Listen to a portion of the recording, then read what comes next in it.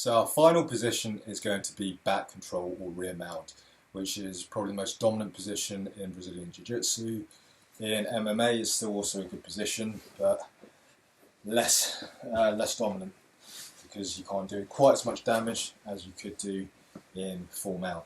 So my position is I am behind my opponent here, and the center of my chest is glued to his back here. Right? I want to be actually matched up chest to back, so the center point of my chest is going through the center point of his.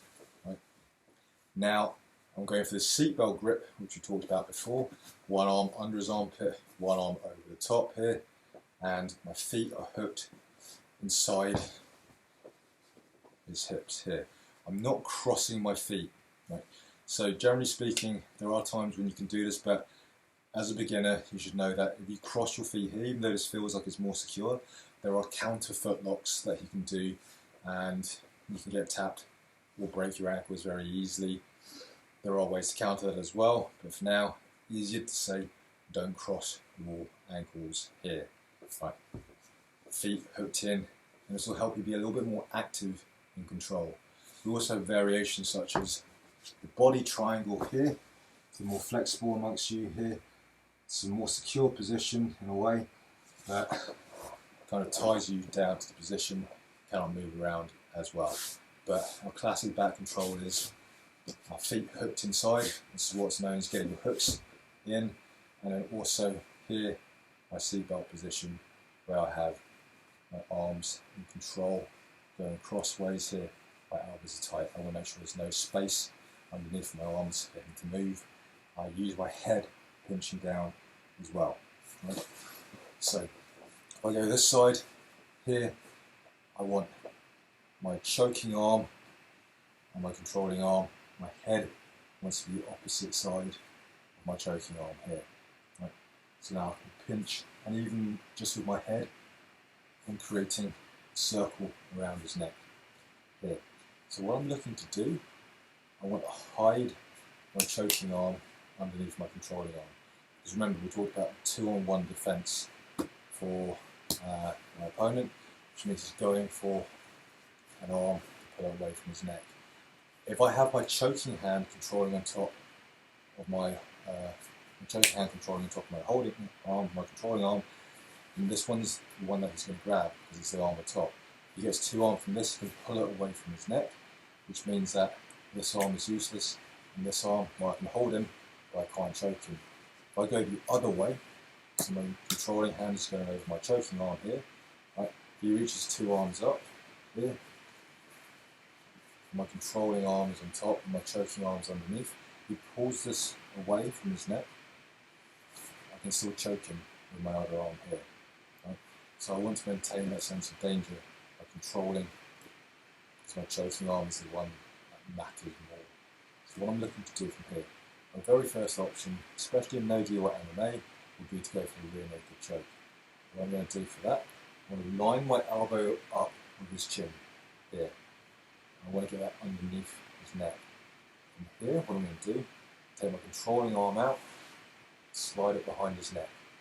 So here, this is where his neck is. I'm going to grab my own bicep and bring this behind his head. So here again, slide this deeper, here, reach through and grab him here and here. Now, classically, what we would do is squeeze our arms inwards and extend my chest forwards to get that choking pressure. But what we're going to look to do here is to use our whole body instead of just our arms. So I'm going to lock this whole position in and then try and take my elbow behind his shoulder here. So I squeeze everything in, I use my whole body to rotate around, and we're going to get a lot of pressure. This is a really nice submission. This goes very well in conjunction with our next attack, which is going to be using the collar and choking out here. So it's a rear naked choke, go deep, control here, pinch everything tight, take it backwards. Here. Everything's still tight, still pressuring into my head, chest still tight to his back here. Right. Now, in the gi, we have different attacks. We have the collar, especially, which changes things a lot. because it's actually one of the most powerful chokes in Brazilian Jiu Jitsu. Very, very powerful bow and arrow choke. It's the main reason why you don't see a lot of rear naked chokes in the Jiu Jitsu, because to be honest, this is much easier to get, much more high percentage. So, from the same position, I'm still defending my choking arm, still at the same position, chest tight to his back. If he can get his back away from my chest, you can start getting his back to the floor. If his back is on the floor, I can't be on his back. It's just physics. There's no space for me to be there. So what I need to do here, I want to get tight. And as he starts attacking my hands or not, what I'm looking to do is open up his collar here and pass it to my hand. Yeah, so my choking hand is reaching not for his near collar, but for his far collar here. I like to fold it over so I can get a better bite here. But what I'm looking to do now is to pull this side of his collar tight against his neck and to get my forearm up on the other side of his neck here. So I'm here, I'm controlling, I open up his collar and pass it to my hand here. Right? You'll notice I don't need to be super deep, and as long as I'm controlling here, even if he brings his hand off, I can still get to his collar. But ideally, open, take out the slack, grip his collar here. Now from here, I need to start making an angle so I can get my legs involved, I get more leverage, so I'm not just pulling with my arm. From here what I'm going to do, I'm going to bring my leg over his hip. Now it's okay for me to cross my legs here, because as I do this, right, it's X over his leg. It's hard for him to submit me here. If I want to be safer about this, I can put my foot on his hip and just climb and bring this leg level with his belt here, so I don't cross. From here, I'm going to look to control his knee. I can just grab the fabric of his knee, but ideally I want to go deeper and under, so my elbow is underneath his knee. So the right leg here, post it behind his back here, so he's still pinned in place.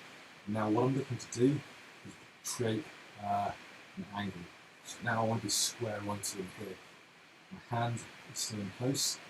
My leg now is going across him here, and I've got his leg. So now both arms are lined up. I'm side onto him here. So I'm going to pull both arms, extend my leg away. I get a huge amount of pressure going through his neck. I can also cross my legs over his shoulder, pull down and create more pressure here, and all the way through, pulling in my arm. Right. So I go from here, and hooked in place. Here, I open up his collar, pass it to my choking hand. Start looking to make an angle, step my knee behind his back here, so he can't move.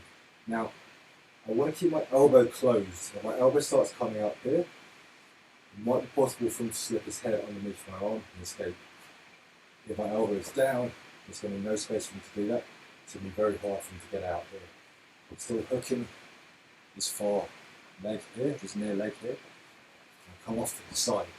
Now from here, you'll notice my arms are lined up, my leg can push away here.